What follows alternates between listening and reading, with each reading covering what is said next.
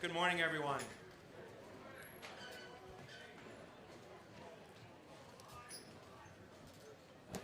Can you hear me? Well, we have a very unique ceremony today in many, many ways. The weather dictated that we move the ceremony from the forward bow to the after bow of the ship, fantail, and so we're going to have to put up a little bit of noise from the awnings. So if you all can hear me in the background, please raise your hand and I'll do my best to talk a little louder. We started off our ceremony today with the bells presentation, and here's a little bit of history about that. It commemorates the end of World War I and honors all American service members, past, present, especially those who died in the Great War. The bells ring at 11 a.m. local time on November 11th. At the precise moment, the armistice ending World War I was signed. And today we had our curator department staff member, Rob Carney, ring the bell. So Rob, if you would. Thank you.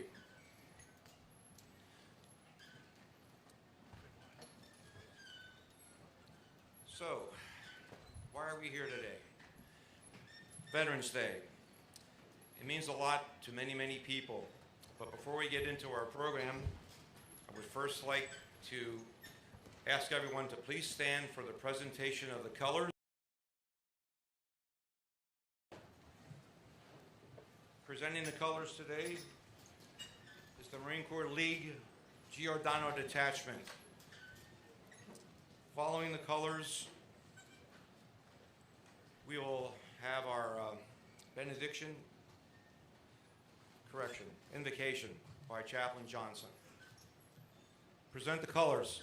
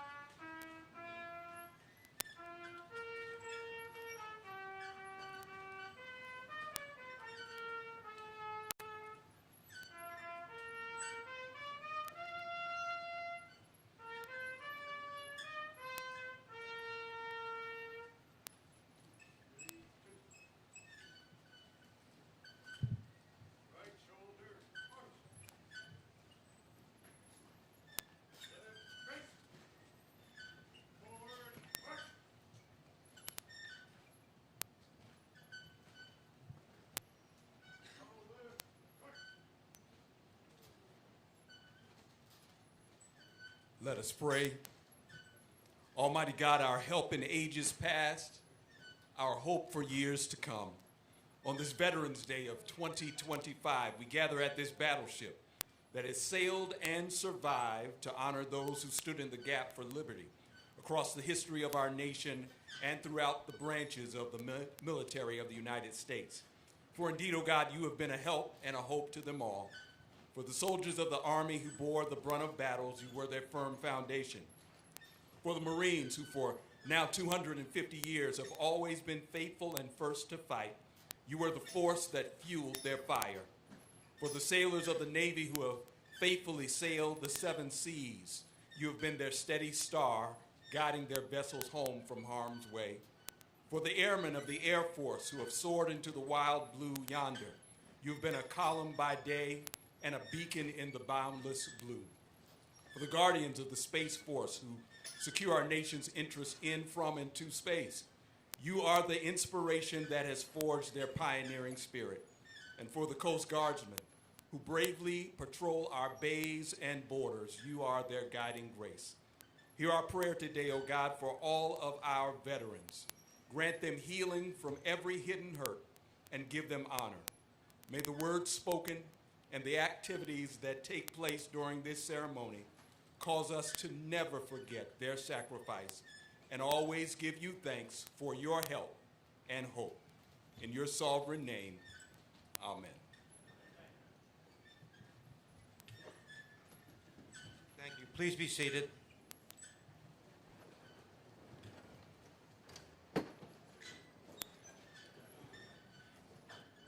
Well, today is a special day because it comes one day after the 250th birthday of our brothers in arms at sea, the U.S. Marine Corps.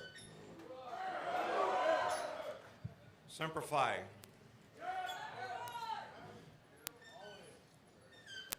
Today we're honored to have with us some very special guests, which I will introduce. Assemblywoman Melinda Kane, who is also a Gold Star mother. Melinda, if you would.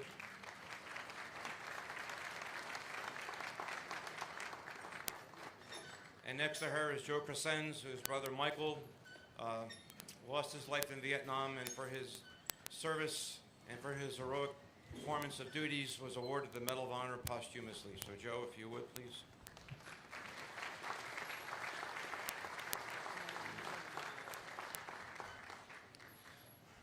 Trustees today that I see: Dennis Levitt, Lisa Conti, George Leone, Ted Gallagher, Tom Riley. And, of course, Brian Jotkin. Thank you.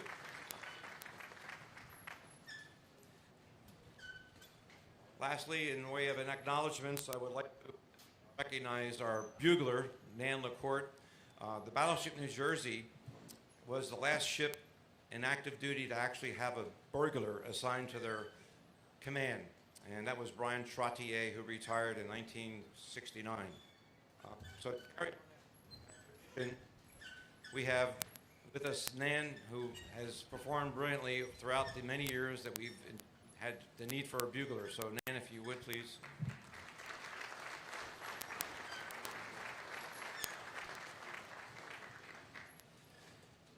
And our Emerald Bagpipe and Drum Band that performed as we came on board today, please recognize them with a nice round of applause.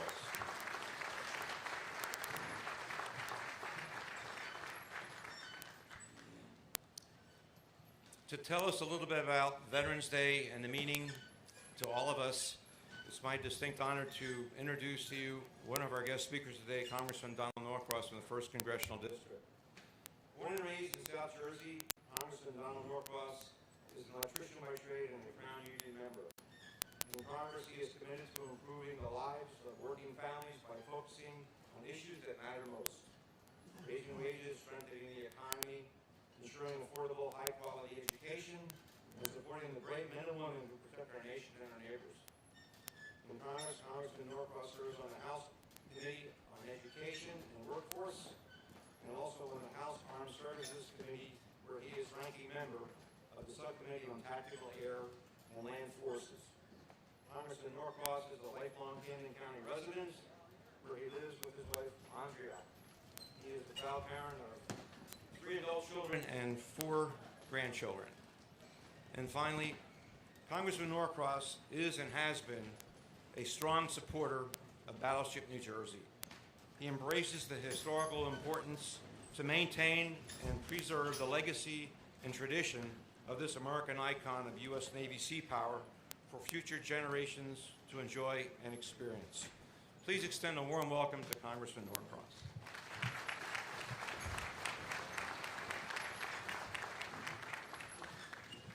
Good morning. How we doing today? It's a wonderful day. Any day we're on the battleship, it's a wonderful day.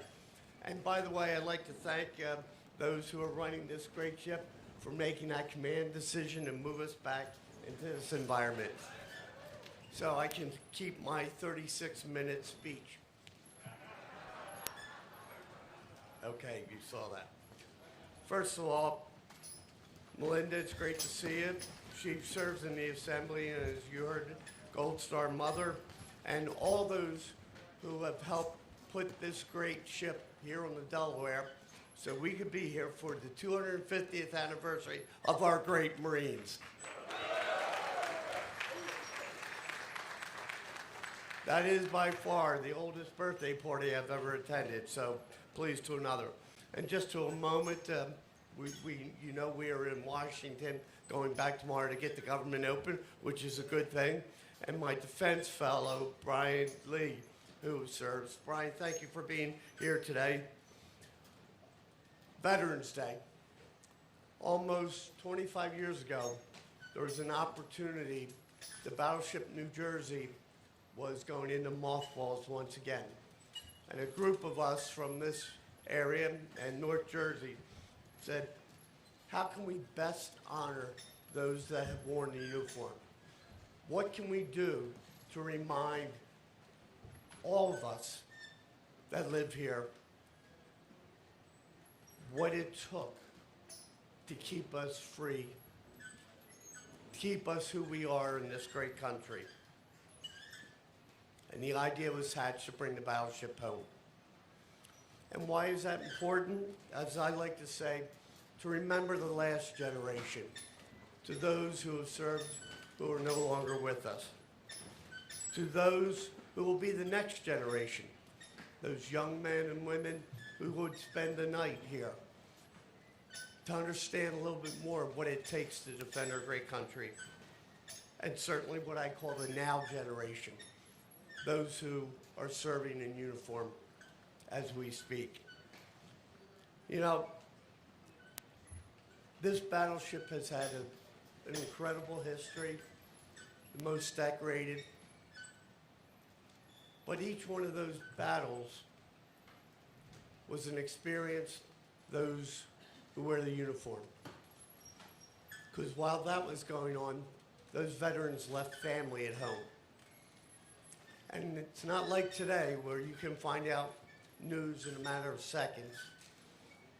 Those were the days when a letter meant everything. Or more importantly, when you didn't know what was happening. We remember those who keep us safe each and every day, to preserve the history, the sacrifice of those who served on this great ship and in this great nation.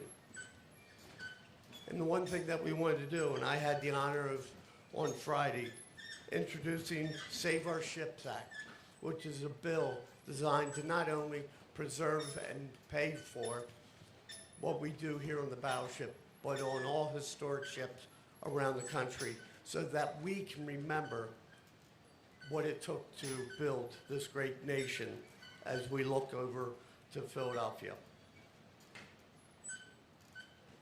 It is a great honor to be here to say thank you.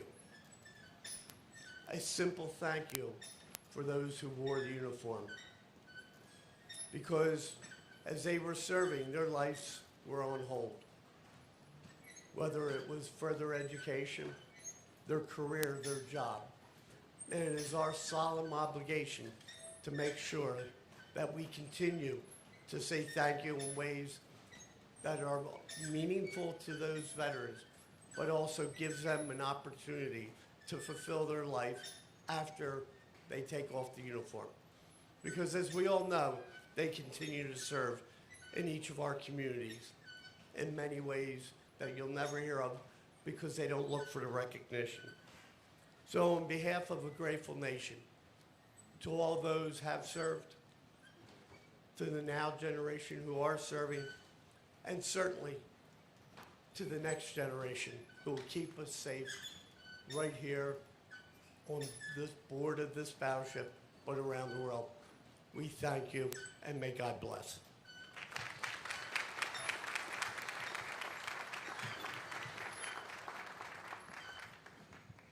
Thank you very much, Congressman Norcross. As we move into our next phase of the ceremony, it it is very, very unique to have on board a Medal of Honor recipient.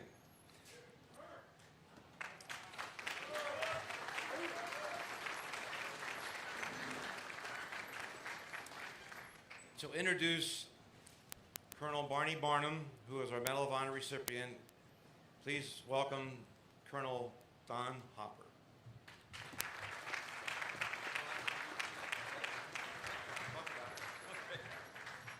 Good morning, everyone. It's wonderful to see so many people here on board, even with this weather that we're having today. My hat's off to the bagpipers. Thank you very much. Wonderful performance this morning. A great way to be on board.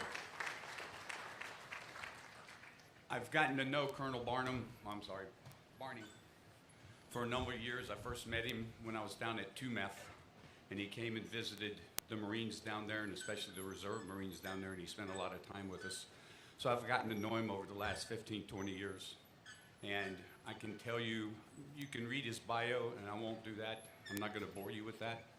You can see that he's a type of individual that puts his men ahead of himself. He puts family ahead, and he puts service to this country. He is a humble man, and he would much rather hear about your story and your families than him talk about himself. So it is indeed an honor and a privilege to welcome Colonel Barney Barnum to the stage. Sir.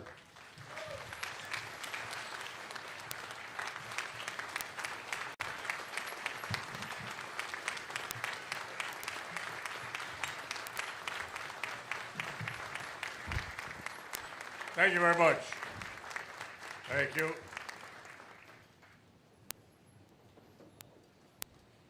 You know, we gather here today to reflect on those great, brave Americans who over the years have answered the call to arms in wartime and in peacetime, our veterans.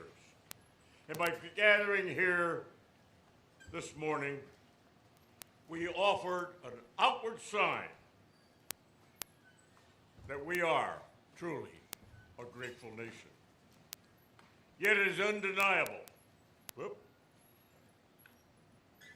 patriotism, love of country, and willingness to discharge the responsibilities of citizenship are not designated to any single segment of our American society. Yet it is undeniable that throughout American history, one group has been particularly aware of the majesty and the meaning of the flag, our country, and all that it represents. One group could always be depended upon for allegiance to the stars and stripes, the men and women of the armed forces, our veterans.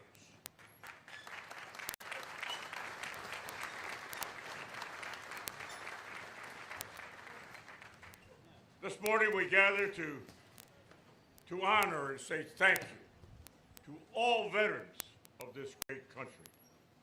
Those great Americans who have served and many who have been called upon to fight for something so dear to mankind that humans have been able to put a price on, and that is our freedom.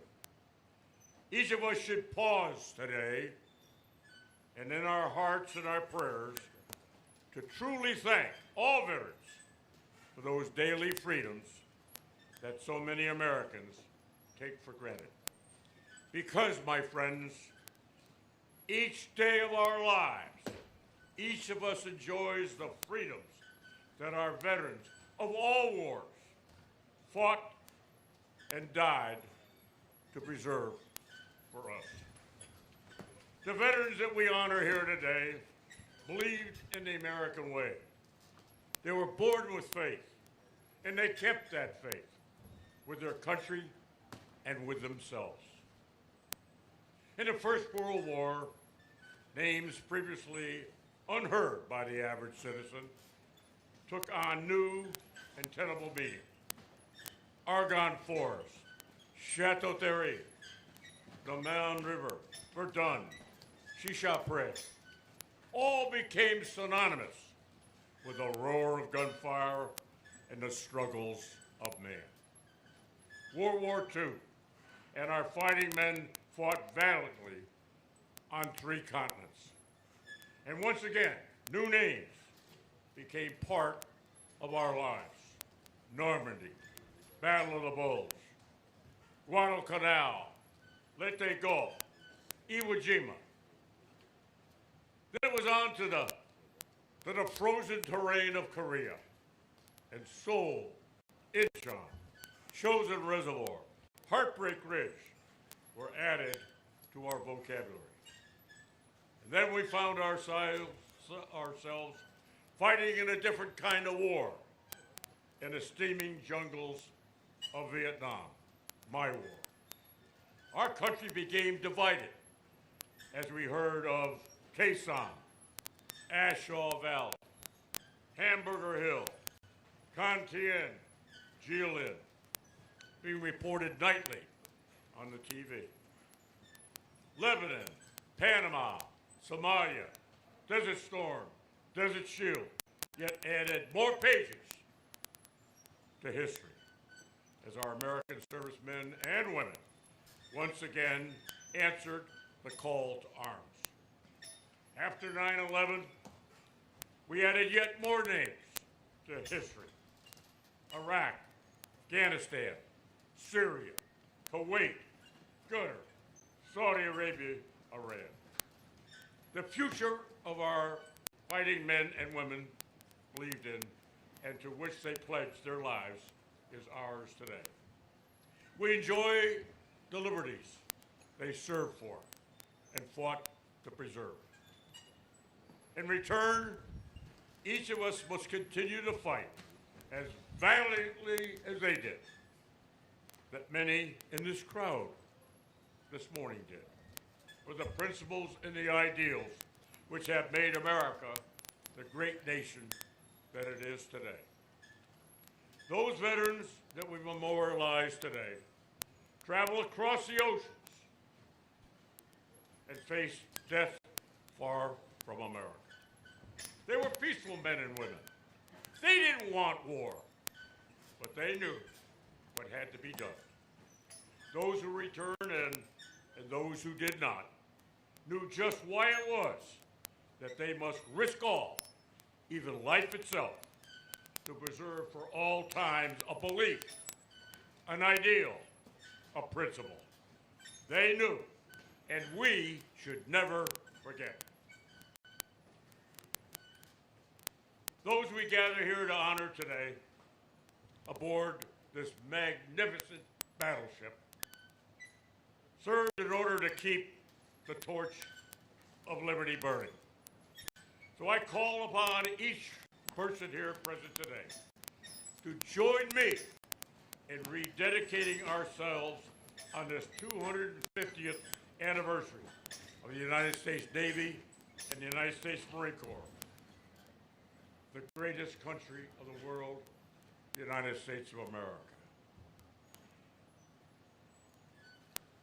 We must guard this flame and hold it high.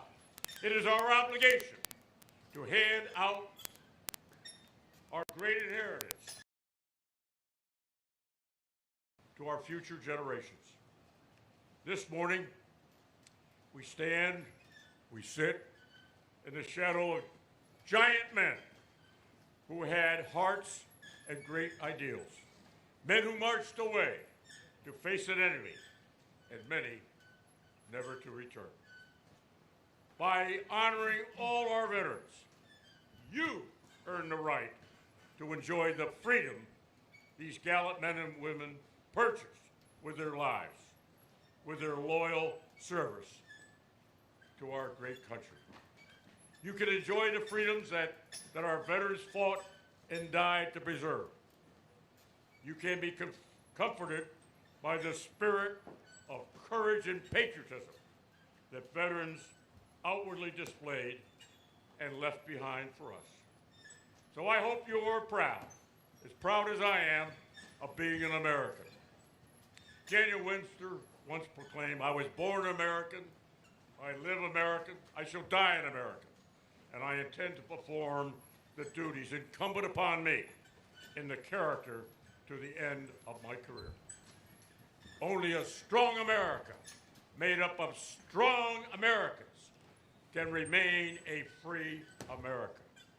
The challenge is ours. In honor of our veterans, let's make it so. Charge on!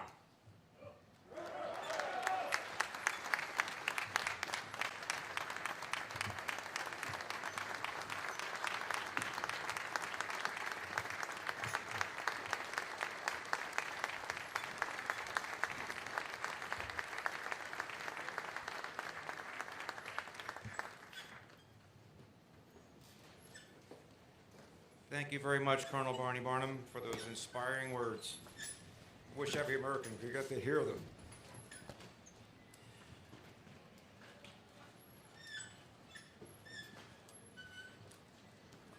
Our next speaker is Brigadier General Dustin J. Byram, U.S. Marine Corps, Assistant Deputy Commandant for Aviation. General Byram graduated with distinction from the Naval Academy in the class of 1998 and was commissioned as Second Lieutenant, U.S. Marine Corps. Following flight school, General Byram served 3 tours with the Red Devils of Marine Fighter Attack Squadron and from the 232 and was deployed 5 times, both on land and aboard the USS Nimitz CVN-68. He flew combat missions in support of Operation Southern Watch, Iraqi Freedom, Enduring Freedom, as well as missions throughout the U.S. Indo-Pacific Command of Area of Responsibility. Following a tour in Afghanistan, General Byram was selected to command VMFA, Squadron 314, the Black Knights. And in 2018, he deployed with the Black Knights and flew combat missions over Iraq and Syria involving Operation Inherent Resolve. After a number of increasingly challenges, in April of this year, General Byram assumed the role of Assistant Deputy Commandant for Aviation. His bio includes an impressive list of schools to include the Strike Fighter Attack Squadron, known as Top Gun, and also the Harvard Business School of Advanced Management Programs. Some of his awards include the Defense Superior Service Medal, the Legion of Merit, the Bronze Star Medal, and the Year Medal with number 7. Please extend a warm welcome to General Byram.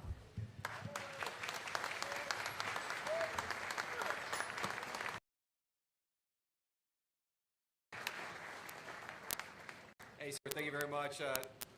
Yeah, after listening to my bio, I just know I need to make that thing shorter, so next time I'll do that for you guys. I apologize. Hey, good morning. Thank you very much for having me. I'm really honored to be here. Colonel Barnum, Congressman Norcross, distinguished guests, veterans and patriots, and all our families who supported us through it all. It's a profound honor to stand aboard the most decorated battleship in the United States Navy history on this Veterans Day, a day when we pause to honor those who have worn the cloth of our nation. And what better place to do so than here, on the deck of the USS New Jersey, a ship that sailed into harm's way across 4 wars in 6 decades, a ship that sheltered, fed, and carried thousands of Marines and sailors into battle, and a ship that embodies the very partnership between the Navy and Marine Corps that has made our nation's naval power the envy of the world. Today holds a special meaning. We gather not only to honor all veterans, but to celebrate the 250th birthday of the United States Marine Corps, and a little bit belatedly, the United States Navy. Founded on November 10, 1775, just a few miles from here at Tun Tavern in Philadelphia, for a quarter millennium, Marines have answered the nation's call. And for much of that history, they have done so from decks of ships just like this one. But first, let us remember why we're here. Veterans Day honors all veterans: Army, Navy, Air Force, Coast Guardsmen, Space Force, and the Marine Corps. It is a day to honor the soldier who stood watch on the DMZ of Korea, the sailor who kept the reactors running deep beneath the ocean, the airmen who maintain our aircraft at top levels of readiness, and the Coast Guardsmen who pulled survivors from the sea, and finally the Marine who stormed the beach. Each and every veteran raised their right hand and took an oath to support and defend the Constitution. You didn't know where that oath would take you. You didn't know if you'd see frontline combat or spend years in patient preparation. You didn't know if you come home with medals on your chest or simply with the quiet satisfaction of having done your duty. But you took that oath anyway. Some died upholding their oath. We remember them today. Those who lost their lives in the plains of Europe, the jungles of the Pacific, and the deserts of Asia and Africa. We remember the 220 Marines, 18 sailors, and 1983, an attack this ship witnessed from just offshore. We remember them, and we honor Gold Star families, like Assemblywoman Melinda Kane, whose son, Lance Corporal Jeremy Kane, gave his life in Helmand Province, Afghanistan, on January 23rd, 2010. Man, we will never forget his sacrifice for our nation. To all veterans present today, thank you for being one of us. Thank you for your service, your sacrifice, and your continued example to the next generation. You are the living embodiment of honor, courage, and commitment to our country. We're especially privileged today to have Colonel Harvey Barnum, United States Marine Corps retired Medal of Honor recipient. Colonel Barnum, I will not attempt to embellish your words, but I would be remiss if I did not acknowledge what you represent, not just to Marines, but to all Americans. Your courage and leadership in the face of overwhelming odds serve an example to every service member. It's fitting that one of the Navy's newest ships, the DDG-124, bears your name, USS Harvey C. Barnum, Jr., ensuring that your legacy will sail on, inspiring future generations of sailors and Marines.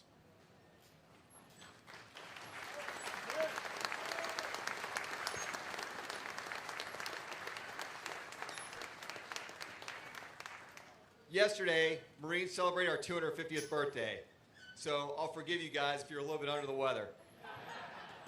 In 1775, the Continental Congress authorized 2 battalions of Marines to serve as landing forces with the fleet. From the very beginning, Marines were sea soldiers, amphibious warriors ready to project American power anywhere it was needed. And for 250 years, Marines have deployed on Navy ships, lived on Navy ships, fought from Navy ships, and called Navy ships home. Nothing represents a close partnership between the Navy and Marine Corps better than the history of the USS New Jersey. Launched on December 7th, 1942, exactly 1 year after Pearl Harbor, this ship has been present for some of the most critical moments in Marine Corps history. In World War II, the New Jersey escorted the fast carriers to support Marines during every major amphibious landing after February 1944. Kwajalein, Peleliu, the Philippines. Her guns provided naval gunfire support for Marines storming the black sands of Iwo Jima and the cliffs of Okinawa. During World War II, an 85 Marine detachment manned anti-aircraft guns, stood watches, enforced discipline, and embodied the warrior spirit of this ship. Captain Carl Holden, New Jersey's first commanding officer, said it best. Of all the ships I have served on, the Marines on New Jersey are the finest of their type. In Vietnam, Secretary of Defense McNamara ordered the New Jersey to deploy without the Marine detachment, the only time she ever deployed without her Marines. But the ship's captain found a way to bring Marines aboard anyway. He called it Operation Hilton. Marines fighting in the jungles would be flown or brought in landing craft to the battleship for hot showers, hot food, and real beds. Even during high-tempo operations off the coast of Vietnam, the New Jersey found a way to keep faith with her Marines. Meanwhile, the ship fired nearly 12 million pounds of shells in 6 months, providing fire support that the Marines desperately needed. Marine Commandant Leonard Chapman noted that New Jersey was always there, day or night, in good weather or bad, and her guns were always ready. The ship supported the 1st and 3rd Marine Divisions in amphibious and land assaults. She fired continuously for hours when Marine outposts were surrounded. It was estimated she saved 100 lives every day she was on station. When the New Jersey was recommissioned in 1982, the Marine detachment was restored. Throughout the 1980s, Marines aboard this ship provided security, manned weapon systems, served as a color guard, and maintained readiness to respond to any crisis. In 1983, when suicide bombers attacked the Marine barracks in Beirut, the New Jersey was there. Members of the Marine detachment flew ashore immediately to provide security and search for survivors in the rubble. The ship remained on station, providing support for over 170 straight days without a port call. Which, if you guys have been on a ship, you know that's a really, really long time. I mean, that's about, you get a beer day every 60 days, so at least 4 beer days, that's a lot. Over 45,000 sailors and Marines served aboard New Jersey during her decades of active service. This ship exemplifies the Navy Marine Corps team and provides an enduring example for everyone in uniform today of what this joint team can accomplish. Today we celebrate 250 years of Marine Corps history, but we also look forward. The Marine Corps is transforming for the future fight. Force design is shaping how we organize, train, and equip to ensure we maintain the world's most lethal and ready fighting force. But even as our tools evolve, our essence remains unchanged. It is our discipline, our initiative, and our fighting spirit that will ensure victory in conflicts to come. As we prepare later to cut the cake and then dedicate the restored Marine Detachment birthing space, the 1st Marines at Tun Tavern, to the Marines who manned the guns of this ship at Iwo Jima, to Colonel Barnum rallying his company in Vietnam, to Lance Corporal Jeremy Kane patrolling Helmand Province, to the Marines forward deployed right now in the Pacific, standing watch in Okinawa and sitting alert in Djibouti. That chain is built from honor, courage, and commitment. It's tempered by sacrifice. It's colored by the blood of patriots, and it will never break. Not in the next 250 years, not ever, as long as there are Americans willing to raise their right hand and take the oath to support and defend the Constitution. To all the veterans in the audience, you are all a part of this unbroken chain. Your service matters. You took an oath not to a party or person, but to an idea. An idea that we could govern ourselves as a free nation. We fulfill that oath every day by making our units and our ships better, our communities better, and our country better, so that our children, our grandchildren, and our countrymen can enjoy the blessings of liberty that have been so dearly won by those before us, and in our time we have defended. Thank you for your service to our nation. You are the reason we remain free. You are the reason we remain strong. You are the reason America remains the land of the free and the home of the brave. Happy Veterans Day. Happy 250th birthday to the United States Marine Corps. Semper Fidelis, and may God bless America. Thank you.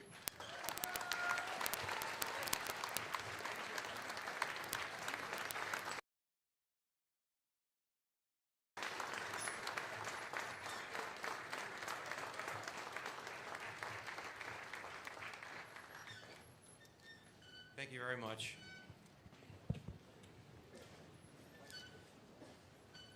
It's refreshing to remind everyone that freedom is not free, and there's people like those standing behind me who granted their sacrifice to guarantee our freedoms.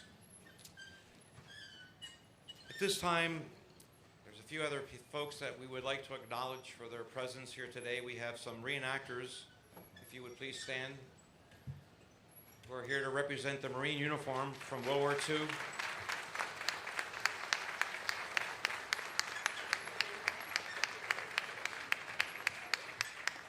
Thank you.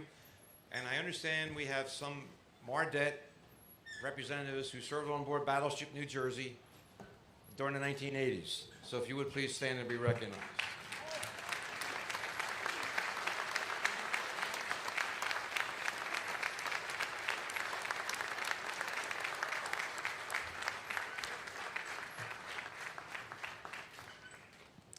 I had an opportunity to briefly serve on board the Battleship New Jersey in 1985, and it was always an interesting contest between the Marines, who manned one of our 5-inch 38 caliber twin gun mounts, and the Navy, to see who could fire furthest and most accurately. And I would have to say the Marines usually won that battle, so congratulations.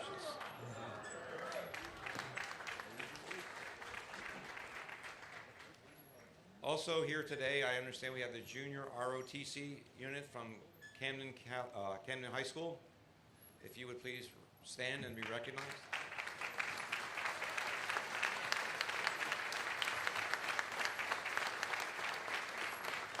Thank you.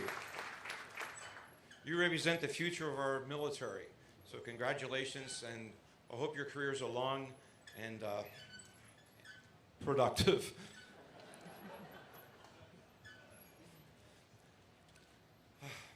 This is the time in our ceremony when we have a wreath presentation. Unfortunately, the weather conditions are such that we will not be able to cast a wreath today into the Delaware River, but we will have both Linda Kane, Joe Crescens accompany Colonel Barnum. Please stand by the wreath.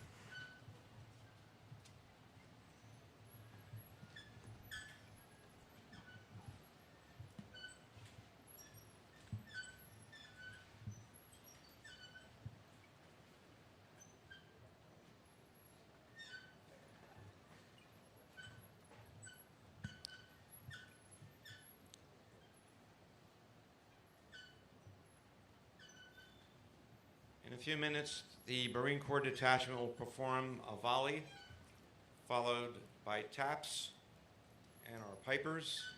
Are you standing by? They'll be standing by to do Amazing Grace. So at this time, I would please ask everyone to please stand.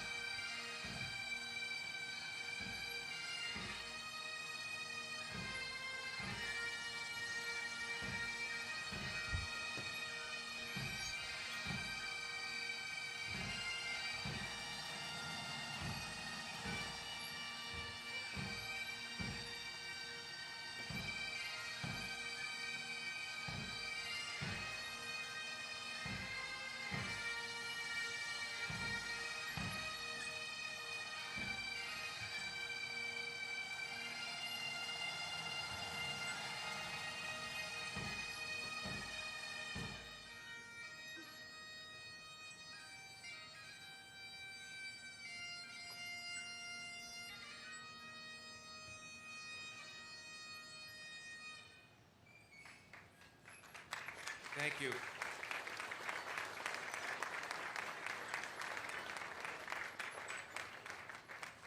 Please remain standing as Chaplain Johnson will offer the benediction.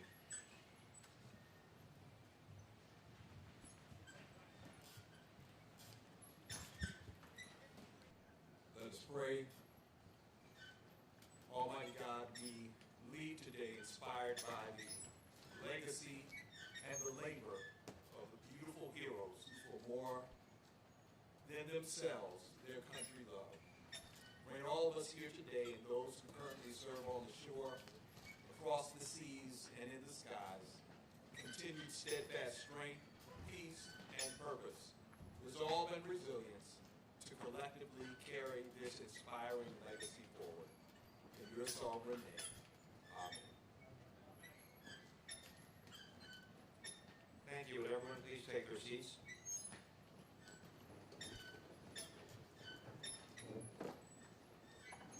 It is my distinct honor now to introduce the CEO of Battleship, New Jersey, Marshal Spivak.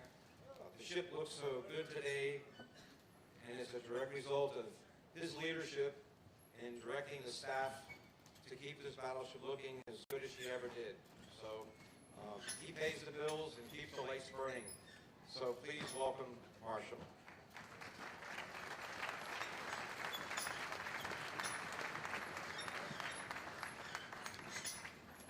morning. Good morning.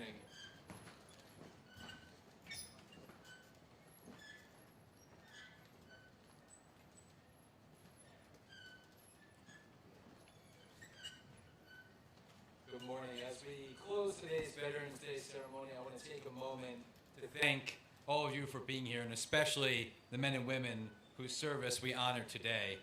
Standing aboard the most decorated battleship in U.S. history, surrounded by veterans, families, and friends, it's impossible not to feel the pride and purpose that defines today. Every steel plate beneath our feet carries the story of someone who stood to watch and helped preserve the freedoms we enjoy. To all our veterans from every branch, from every generation, thank you for your courage, your sacrifice, your steadfast commitment to our nation. And of course, to our Battleship New Jersey veterans, welcome home. You are the heart and soul of this ship. Every time one of you comes aboard, she becomes alive again, and we're honored to have you back aboard your ship today.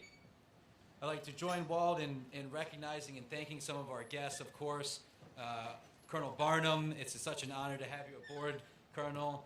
And as the General noted, DDG 124 USS Harvey C. Barnum Jr., the newest Arleigh Burke-class destroyer, will join the fleet next year when it is commissioned, and will carry Colonel Barnum's name and his legacy of courage across the seas for generations to come.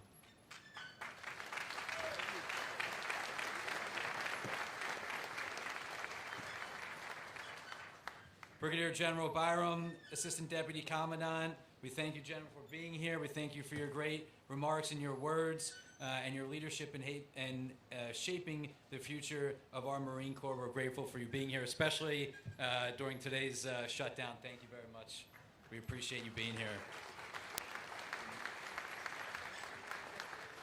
And of course, to our Congressman Norcross, who, as Walt said, has been a tireless advocate for this battleship for 25 years, and who you heard is fighting to bring us additional funds needed not just for the battleship, but for all museum ships around the country. This ship in particular, and all museum ships, none of them are owned by the Navy, none of them are owned by the DoD. We're all nonprofit, private foundations, and it is support of the Congressman, the state of New Jersey, Camden County, and each and every one of you who helped make this a success. So, Congressman, we're grateful for you, of course, to this battleship, helping to bring her home as a museum, along with our board, back in 2000 to make today a reality. So we're grateful.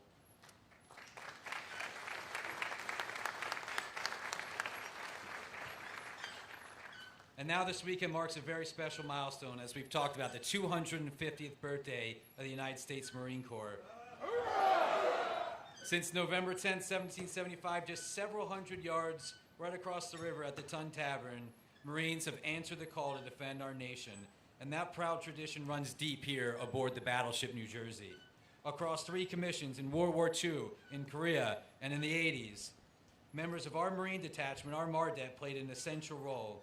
As you heard, they stood to watch, they manned the 5-inch guns, they served as boarding parties and away teams, they guarded the captain, and they ran laps and laps and more laps around the flight deck on PT. And of course, New Jersey provided naval gunfire support for Marines on the ground, pounding enemy positions ahead of Marine landings in battles like Iwo Jima and Okinawa, delivering precise and devastating fire missions in Vietnam, and once again off the coast of Lebanon in 1983, opening up her 16-inch guns after the tragic Marine bombing in Beirut, where this ship lost a chief petty officer. But to understand what that support meant to the men on the ground, I want to turn to the words of a former commanding officer, Captain J. Edward Snyder, who, upon being relieved, shared this in his change of command address following the ship's deployment to Vietnam.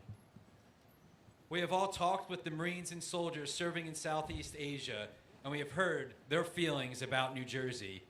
Perhaps the best example is a letter from a young Marine, perhaps the son of a neighbor of yours, to his mother.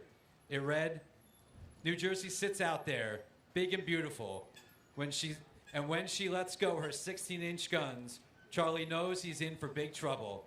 I hope she stays out here for 135 more days. That's my time to come home, Mom, so just pray for me that I make it."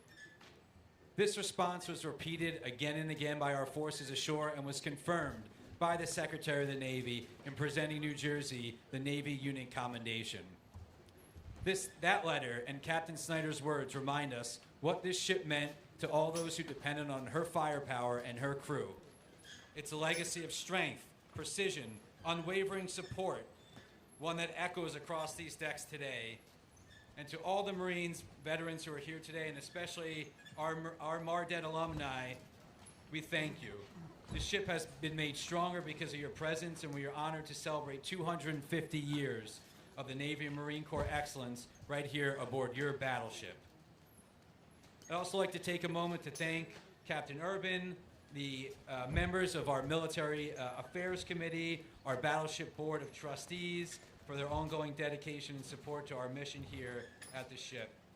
As we conclude Homecoming 250's events today, also a special thanks to our trustee, George Leone, and the Homecoming 250 Committee and organization, who has spent the last 5 years making the celebration of the Navy and the Marine Corps' birthday here in Philadelphia and South Jersey really a smashing success. So thank you, George. Thank you to Homecoming 250.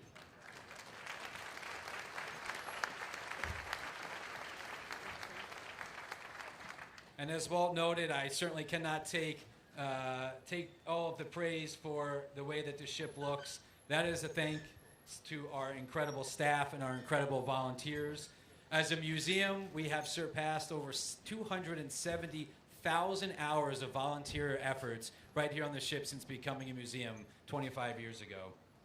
And our staff and our volunteers, many of who are veterans themselves, including some who served right aboard this great naval ship, your passion and professionalism keep this ship alive as a living memory and a living memorial and museum.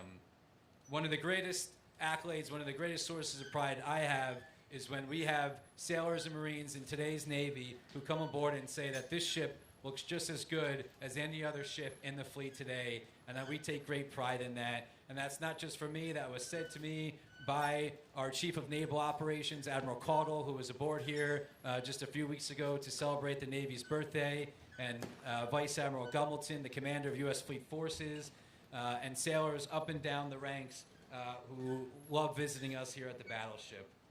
We're grateful to our staff and our volunteers and to our veterans to keeping this ship alive and in great and pristine condition. So before we close today, I want to invite everyone to join us for two special moments following today's ceremony. Immediately after we conclude, please join us in the portside tent, so right behind me this way, for a ceremonial Marine Corps themed cake cutting ceremony honoring 250 years of faithful tradition and service.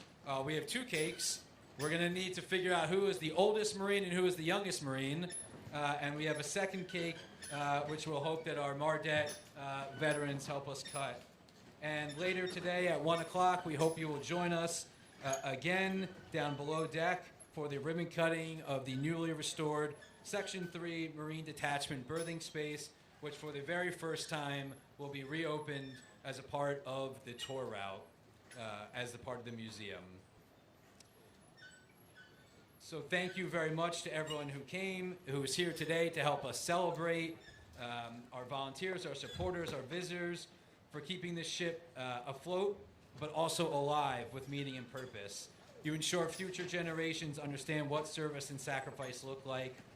Thank you for supporting our veterans, our Marines, our sailors, and for joining us on what is now, I can say, the 250-year history of the United States Navy, and on the longest, fastest, and most decorated battleship in U.S. Navy history. Happy Veterans Day, happy 250 to the Navy, and happy 250 to the United States Marine Corps. Thank you very much.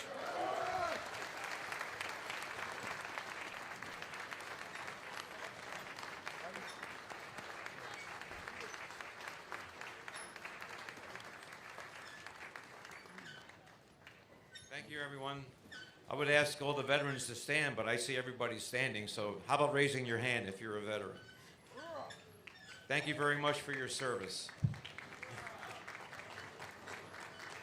All right, at this time, we are going to have the ceremonial cake cutting, which will be on the port side forward of where we are right now. So if you would just please make room for Colonel Barnum and for General Byram, we're going to head in that direction. Thank you very much for being the first closed.